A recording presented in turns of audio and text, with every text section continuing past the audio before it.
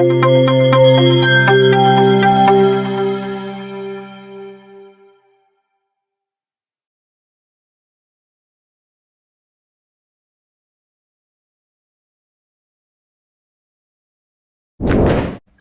this vlog on React Native, we are going to build an offline task manager application, and using this app you will be able to add, fetch, update, toggle, delete everything offline. You don't require internet connection, and by the end of this video, so this is the output what you will be able to see.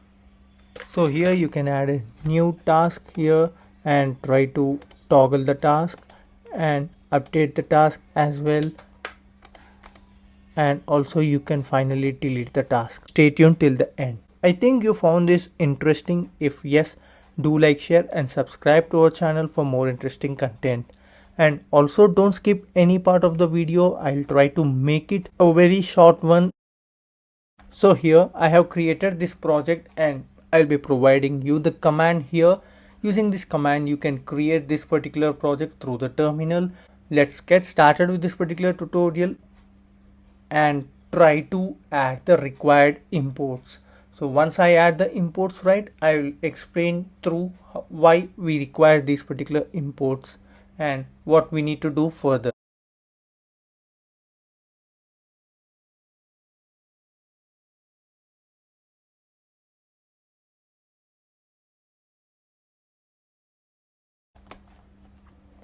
So here, before adding the next import, we need to install the SQLite in this project. Let's go through the terminal and try adding the required command so that we can install SQLite in this particular project. And I will be providing these commands in the source code, which I will be tagging in the description section below. And here we go, the library is now installed and we are good to add the import and proceed further. And now once we are done with this particular import, the next thing is we are going to declare the default function, and therefore we will be declaring all the required constants, and using these particular constants we are going to store, retrieve, fetch, delete the data in offline application. So once I add all the constants, I'll be explaining you what is what and what they will do.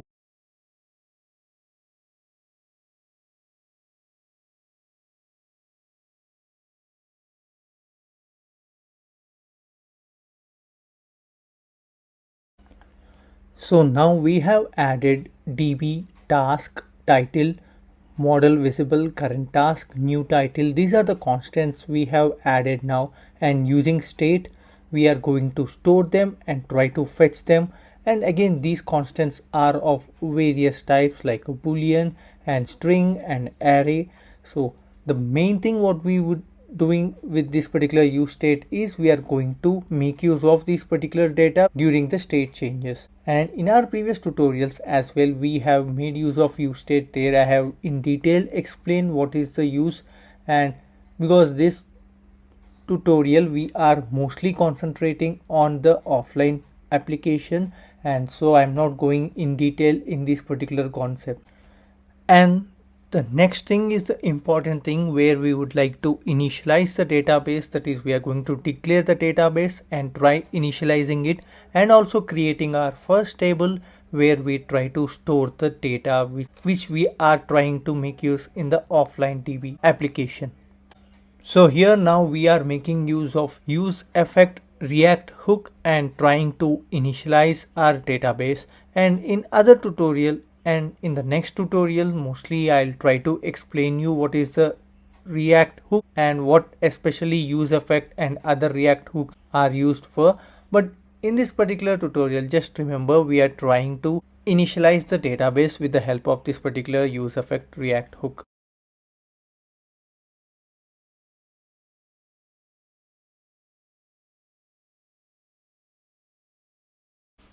And if you see here, we have declared the database with the table name like tasks.db, and we are trying to create a table where we do have like three parameters. The first one is ID, and then title, and then done.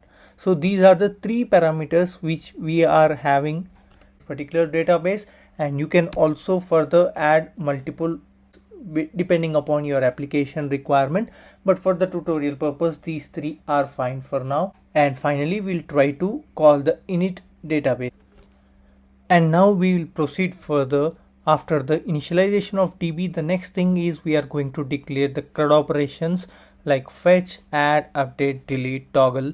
So all these particular tasks we are going to add and try to go through each one, and I'll be explaining you what exactly these particular tasks will do one by one.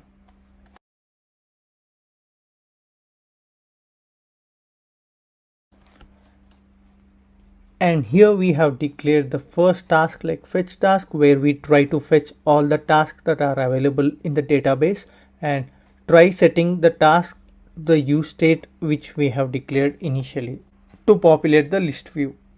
And also the first thing what we are going to do is check if database exists, or else we'll return. Now let's proceed further.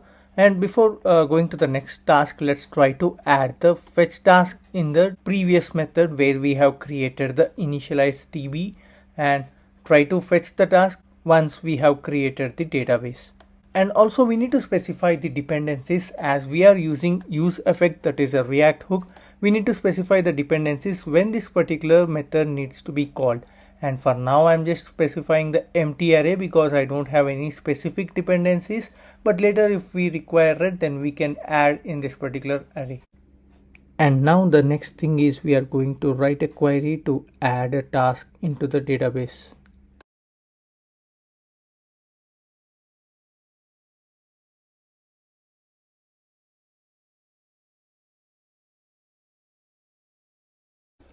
And even after adding the task, we need to fetch the existing task so that we display in the list view. And the next task we're going to add is toggle task. So once you have completed a specific task, right, we will strike through the task, and this particular task is a toggle task. Now we are going to write that, and this is an update query. So we are going to update the existing database once the task is completed.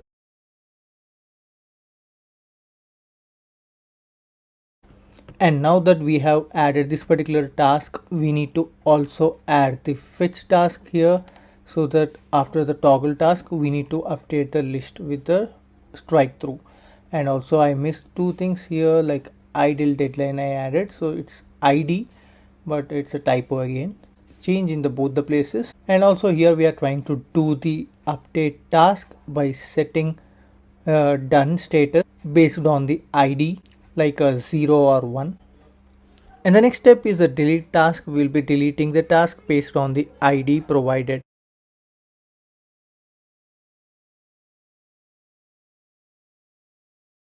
And again we'll try fetch task after the delete task, so that the deleted task is updated in the list.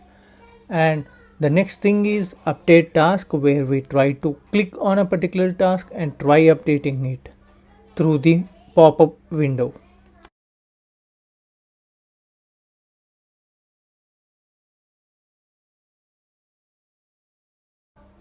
And now with the help of set modal visible, that is the use state which we have declared earlier, right, we are trying to set the modal visibility to false, so that once the task is updated, right, the pop-up window will be closed.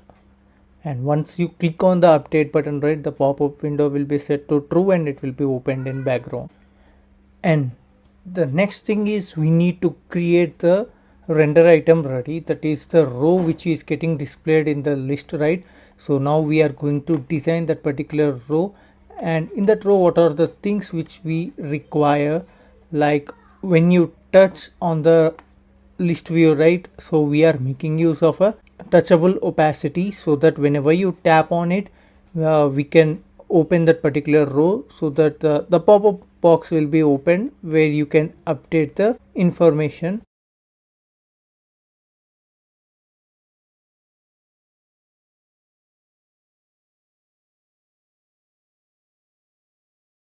And also I'm going to declare the style sheet now, so that we can make use of, as we are starting with the design part, once the style sheet is ready, right, we can append them accordingly in our design.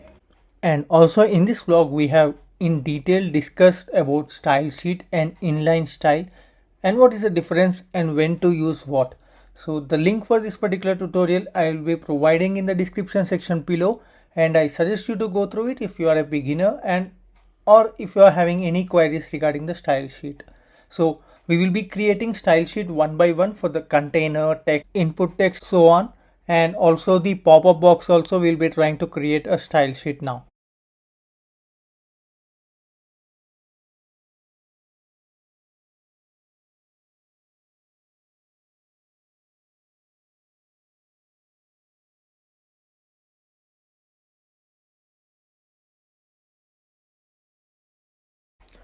And we have already discussed about flex, justify content, align items, everything in this part of the tutorial. I'll be providing the link for this tutorial in the description section below. You may go through it. And now make use of the style sheet and try creating the render item, that is the row in the list view. So let's try to apply the style sheet in this particular design now.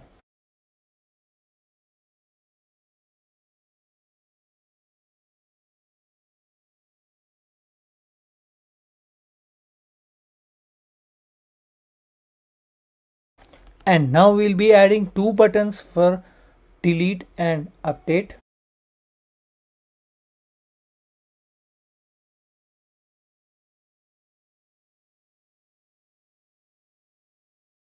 And now let's try designing the pop-up box where we try updating our task.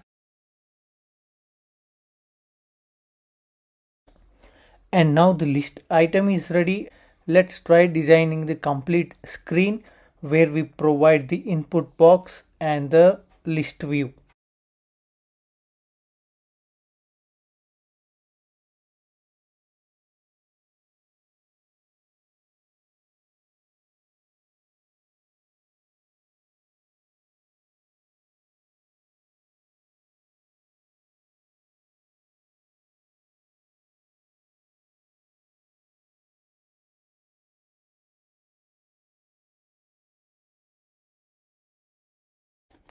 And it's time to design the pop-up box now where you try to update the existing task. And already we have designed the style sheet for the pop-up box, so let's utilize it and try creating this.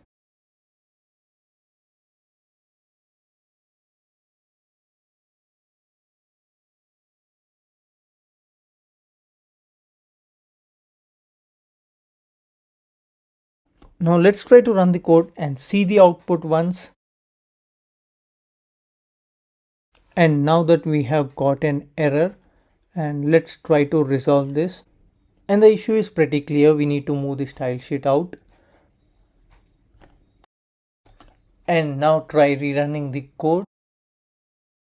And let's try to add a task. And I can see the task is added, but it is not populated on the list. So the issue is in the render item here. We need to return the list, that is the row item, once it is been available.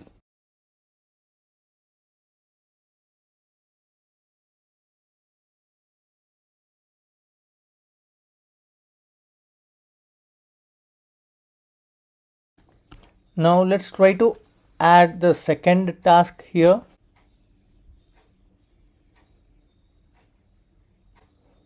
And try deleting the first task and then try to toggle. Okay, I think there is some issue with the toggle functionality. Let's try to update it. And the second task too I am making. Yeah, now let's try to see what is the issue with the toggle. Let's try to go through the style sheet. Maybe it's a design thing, I am thinking. Yeah, line number 161, we have got an extra space here. Might be that is the reason we are not able to see the line through. Let's try to remove the space and try running the code now. Yeah, now we are able to see the strike through, and yeah, that's this style sheet issue. And I hope this is very clear for you now. And yes, this is it for this particular tutorial. I hope you found this tutorial interesting, and let me know your queries in the comment section below. The code for this tutorial I will be providing in the description section below. If you like this tutorial, do like, share and subscribe to our channel for more interesting content.